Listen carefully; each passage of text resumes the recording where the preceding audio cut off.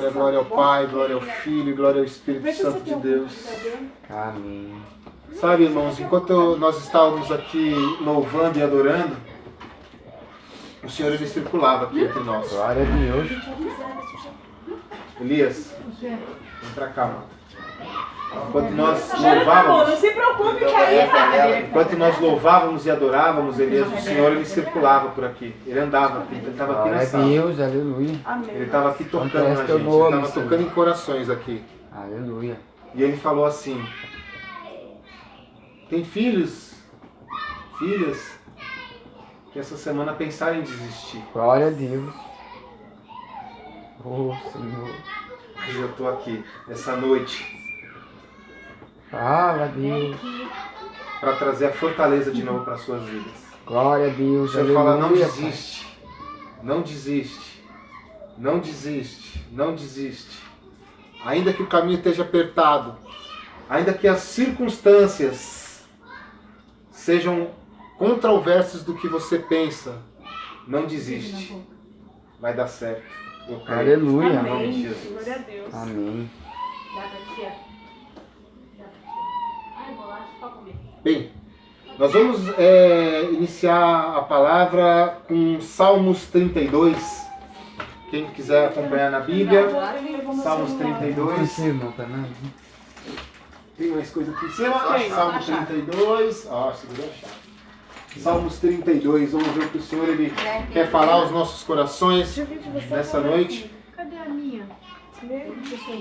Ah, tá na minha gaveta. eu vou lá Salmos pegar. 32. Vamos lá, Olha, amados, eu Eu estava vou lá pegar minha Bíblia. aqui relutando sobre a palavra e não vinha o que era para ser falado hoje, e o Senhor ele guardou realmente até agora esse momento o que é para falar. Eu acabei lendo um Gênesis, um outro versículo, e aí quando eu acabei de ler, que eu ia começar a idealizar, ele falou: não é isso que eu tenho essa noite lá. E aí eu falei: então me fale o que o Senhor tem. E aí ele não falou, ele se calou. Então ele abre agora o coração dele para que a gente possa se aprofundar na palavra dele, que ela nos traz cura, libertação e transformação. Salmos 32. É uma palavra forte, é uma palavra que nos traz cura e que nos traz vida. Oh, glória a Deus. Então a palavra diz assim: feliz aquele cujas maldades Deus perdoa, cujos pecados ele apaga. Feliz aquele que o Senhor Deus não acusa de fazer coisas más e que não age com falsidade. Enquanto não confessei o meu pecado, eu me cansava, chorando o dia inteiro. De dia e de noite tu me castigaste, ó Deus, e as minhas forças se acabaram. E como sereno que seca no calor do verão, então eu te confessei o meu pecado e não escondi a minha maldade e resolvi confessar tudo a ti e tu perdoaste todos os meus pecados. Amém? Amém. Irmãos, irmãs, essa palavra ela foi escrita pelo rei Davi. Rei Davi, ele, resumindo aqui a história, ele foi o rei de Israel. Ele foi um rei escolhido por Deus. Samuel, ele ungiu o próprio Davi de uma forma sobrenatural. Por que sobrenatural? Porque Samuel ele vai até a casa do pai de Davi, Jessé. Ele chega naquela casa e encontra um monte de homens ali, homens formosos, como diz a Bíblia, homens fortes, homens robustos, homens que tinham perfil para que fossem consagrados, para que fossem aceitos ali para o reino de Deus, para estar servindo ao Senhor. Então este homem, Samuel, ele olha para cada um e o Senhor vai falando com ele: não é esse, não é esse, não é esse, não é esse, não é esse. E aí ele chega e fala assim: tem mais algum outro? Tem um outro que cuida das minhas ovelhas. Este era um que de repente era o que estava com um mau cheiro, porque ele cuidava de animais, ele cuidava de fezes de animais, ele limpava curral, ele era um que estava com cheiro de leite, porque ele tirava leite para fazer queijos, porque a Bíblia diz que Davi, mais para frente, ele vai levar queijos ao rei Saul, até então rei, né, para poder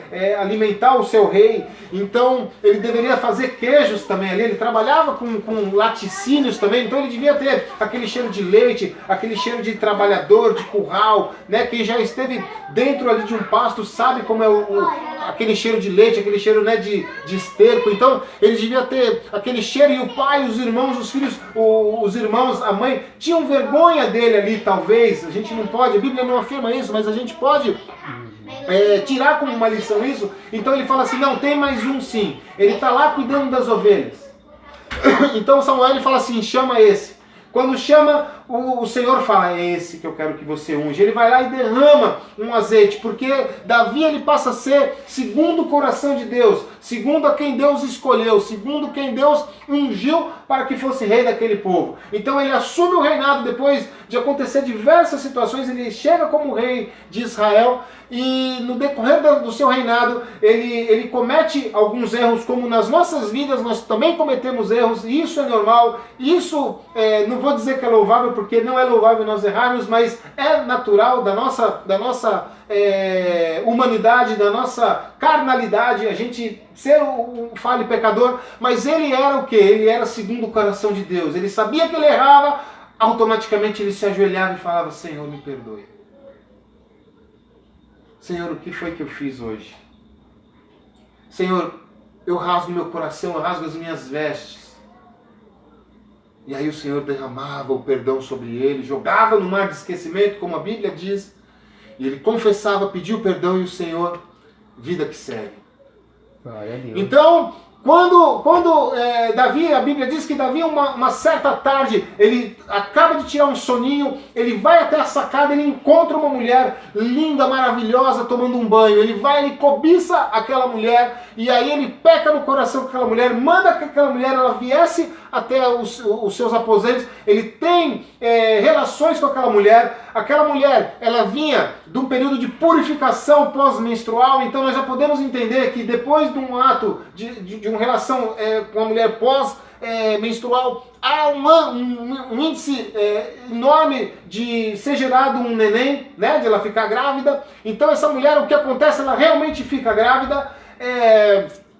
Então, para esconder para esconder o pecado, para esconder o erro, ele comete um outro erro. Ele chama o Urias, o seu soldado, ele pede para que seu soldado venha.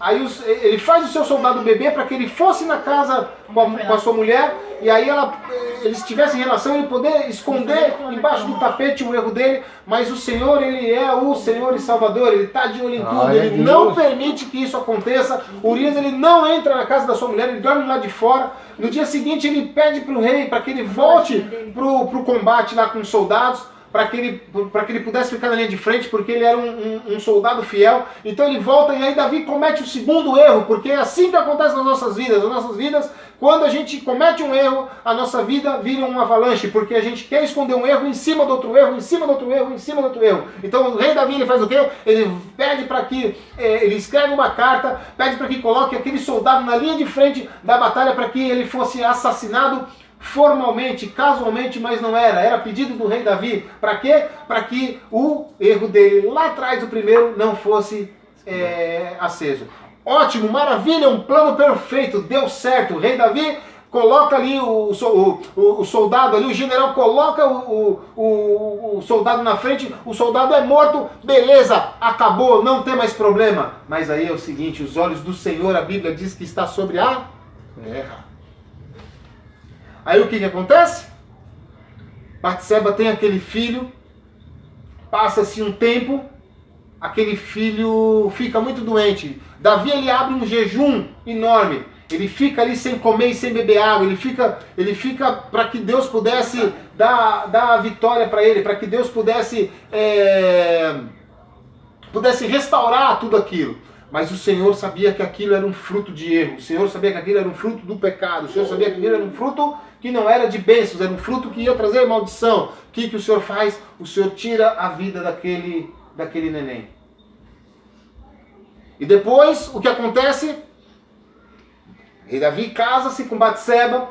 Eles têm um outro filho, que aí é Salomão. E aí esse Salomão vira o rei. E aí acontece muitas outras coisas. Eu contei esse resumo para que vocês pudessem entender a consequência do quê? A consequência do pecado. A consequência das atitudes. As consequências de guardar mágoa. As consequências de guardar rancor. Porque tudo isso vai gerando dentro do nosso coração. A falta de liberar o perdão, a falta de receber o perdão, a falta de liberar o perdão, seja qualquer área. Nesse caso aqui foi uma área de traição, mas nós temos áreas de que o irmão da igreja, glória a Deus, o irmão da igreja falou algo pra gente e a gente ficou magoado e a gente guarda aquele rancor e eu não vou mais pra igreja, eu não quero mais encontrar com aquele irmão, eu quero que esse irmão ele vá pro céu, não fique do meu lado, e assim é que acontece, a gente vai gerando mágoa, vai gerando rancor, e o Senhor ele está aqui nessa noite para limpar os nossos corações. Glória a Deus. Ele tá aqui nessa noite para que a gente confesse Aleluia, os nossos pecados, para que a gente abra o nosso coração. A Bíblia diz lá em Mateus 6, quando Jesus ensina a gente a orar, o Pai Nosso que estás no céu, santificado seja o nosso nome, perdoa-nos, Pai nosso que estás no céu, santificado seja o teu nome, venha a nós ao teu reino, seja feita a tua vontade, assim na terra como no céu. O pão nosso de cada dia nos dá hoje, perdoa os nossos pecados, assim como nós perdoamos os que nos têm ofendido. Nós falamos, Senhor, nos perdoe. Mas para isso a gente tem que perdoar. O próximo. Eu não posso só pedir, eu tenho que também liberar. Eu não posso só falar assim, eu preciso do perdão e não liberar o perdão. Seja qual for a área, seja qual for o momento, seja qual for a situação. E o que o Senhor ele quer trazer aqui nessa noite é que a gente limpe o nosso coração, para que a gente possa liberar perdões. Não precisa ser um negócio explícito. Ah, Senhor, eu quero perdoar o meu pastor que me feriu, eu quero perdoar os irmãos da igreja que me feriu. Não. Ele pede para que você faça o quê? Entre no seu quarto, se ajoelha, fecha a porta e ora em secreto que eu vou te honrar ao vivo e a cores. Glória a Deus. Aleluia. Feche a porta do seu quarto e peça perdão, libere perdão, peça perdão, libere perdão. Aleluia. E olha o que a Bíblia fala aqui, olha que interessante. Feliz é aquele cujas maldades Deus perdoa. Qual é o contrário de feliz? Triste. Triste. O que nos remete à tristeza? Pecado. Algo que a gente fez que a gente não queria. O que mais? A culpa. Também, como ela falou. Culpa. O que mais? Tem mais alguma coisa que pode nos gerar tristeza? Mágoas, quando a gente está meio de mal com alguém, né, que a gente briga. Raiva, né? Mágoas, Perdas. isso aí, perdas. Perda nós podemos nos remeter à morte. Sim. Então olha que interessante. Feliz é aquele cujo Deus perdoa as maldades. Pra ver, né? Ou ao contrário disso seria, quando Deus não perdoa as maldades, está levando-se a tristeza, a morte. Mas o que o Senhor ele quer falar é o contrário. Você não vai ser mais triste, você vai ser feliz. Porque Ele nos perdoa, né? Amém. Porque eu vou liberar perdão nessa noite. Glória Uma a noite Deus. de liberação de perdão que o Senhor quer trazer Amém. sobre as nossas vidas. Sobre a minha vida e sobre a vida de cada um de vocês aqui presente. Mas para isso, o que Davi teve que fazer? Para isso ele fez assim, ó. Então eu te confessei o meu pecado e não escondi a minha maldade. Resolvi confessar tudo a ti. Tudo a ti. Tudo a ti. Tudo a ti. Senhor, começa a dar nome e começa a liberar. O pecado ele tem nome. Eu não